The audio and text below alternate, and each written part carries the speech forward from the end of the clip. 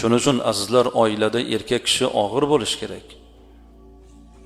Omonat bu, ota-onasini omonati. Keng fe'lli bo'lish kerak. Masalu zawjayn kamasalil yadayni fil jasad. Eri xotinning misoli bir tanning ikki qo'liga o'xshash. Erkak bilan ayol ikki qo'lga o'xshatilyapti. Albatta erkak kishi o'ng qo'l, ayol kishi chap qo'l. Bir-biriga qiyos qilsak, bir-biriga juda ham yaqin, lekin darajaga kelganda o'ng qo'lning ulug'ligi bor. Xuddi shunday oilada erkakning ulug'ligi bor.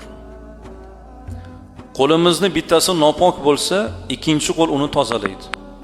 Chap qo'limiz nopok bo'lsa, o'ng qo'l tozalaydi. To'g'rimi? Najas tekkan qo'lni o'zi poklash imkoniyati kam. Ikkinchi qo'l yordamga keladi, uni poklaydi. Eri xotini ham xuddi shunday. Xato qildimi, uni yuziga solib emas. Xato qilgan odam yomon odam emas, balki xatosini bo'yniga olmagan, uni to'g'rilashga harakat qilmagan odam u yaxshi odam emas.